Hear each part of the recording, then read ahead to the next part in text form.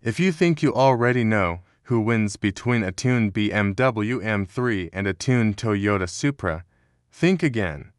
Because today, we're putting to legendary nameplates, each boosted, upgraded, and dialed in, head-to-head in a way you've never seen. One of them delivers shocking traction off the line, the other explodes in the mid-range with power that honestly surprised our entire crew.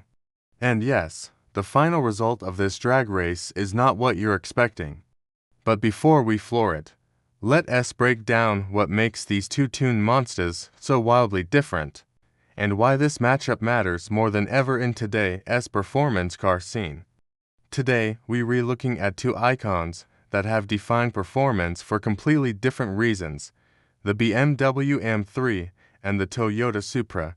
Both have huge fan bases in the US, both have deep motorsport roots, and both have become the go-to platforms for tuners who want real-world speed without dropping supercar money.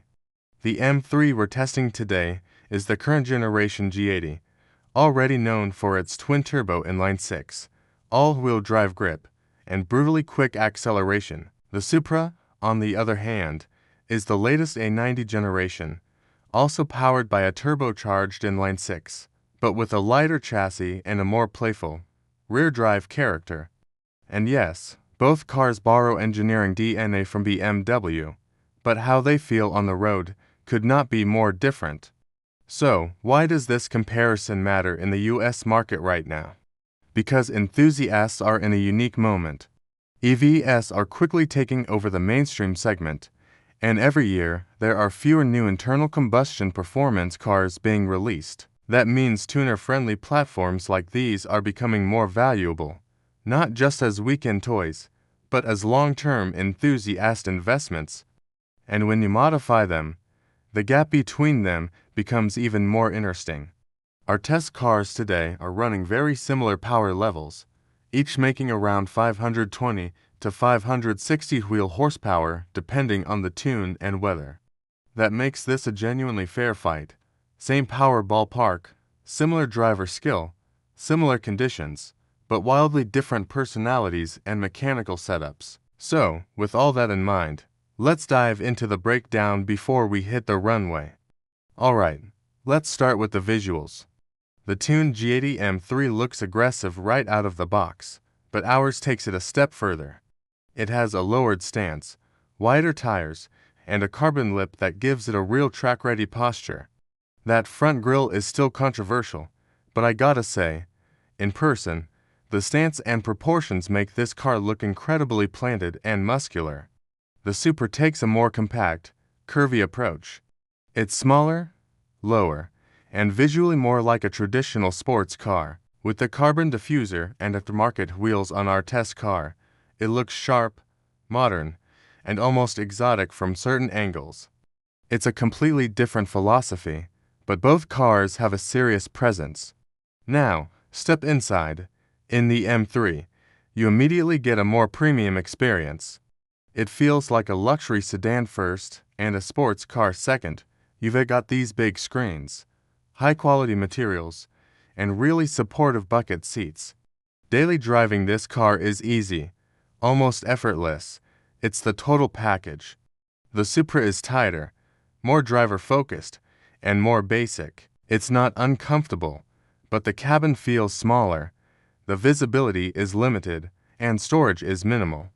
This is the car you buy because you want the pure driving sensation, not necessarily all the convenience.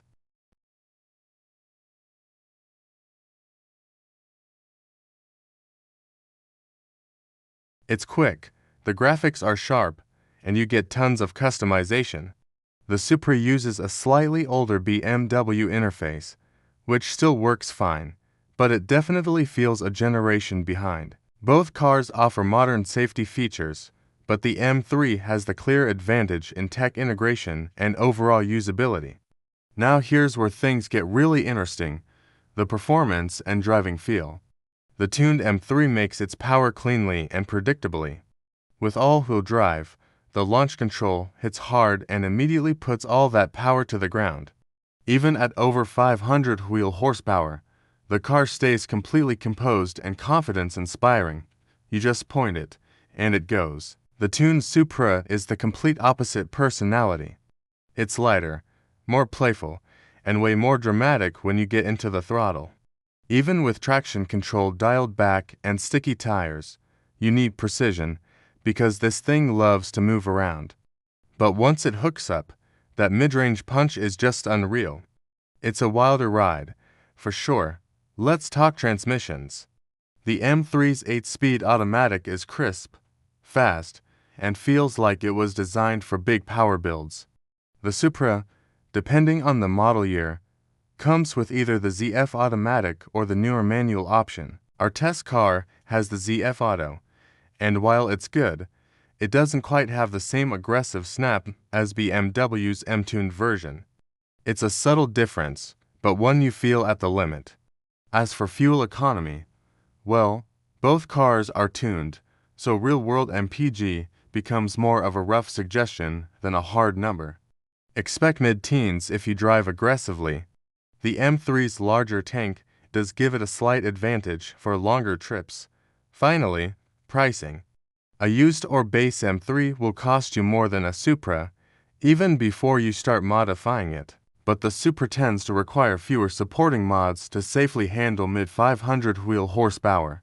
On the other hand, the M3 gives you a lot more practicality for the price.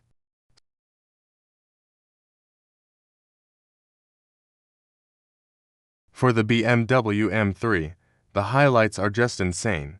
You get that incredible traction with all-wheel drive, especially in tuned form.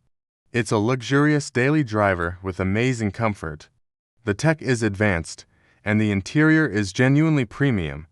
And of course, you get brutally fast launches and consistent, repeatable performance. The drawbacks: it's an expensive platform to start with, and the mods and maintenance can add up quickly. It's also a heavier chassis, and you really feel that weight in tight corners. Now for the Toyota Supra. Its highlights are its lightweight and extremely responsive feel.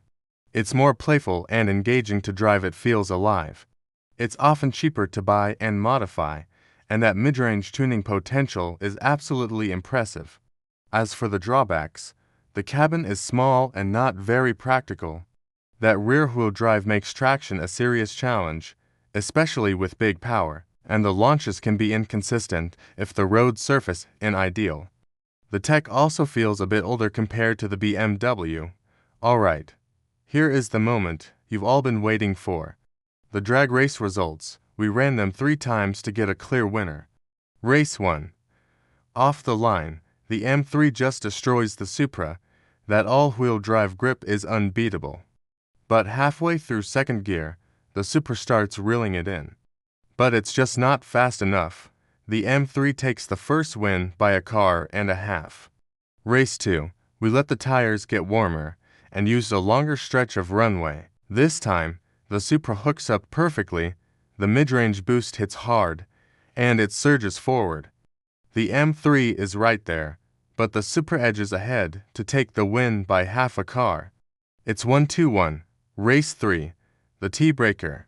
This is it. The best runs from both cars. Perfect conditions, perfect shift timing from both drivers.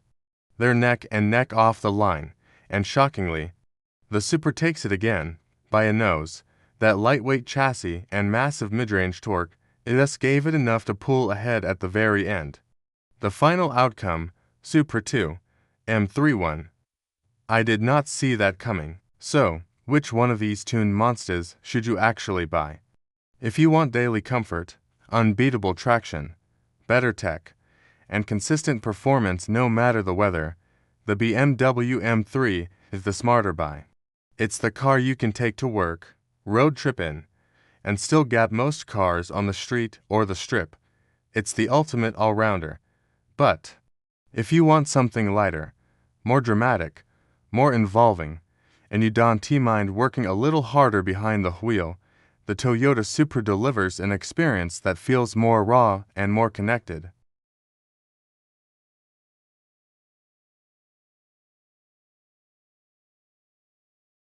It's the purest choice.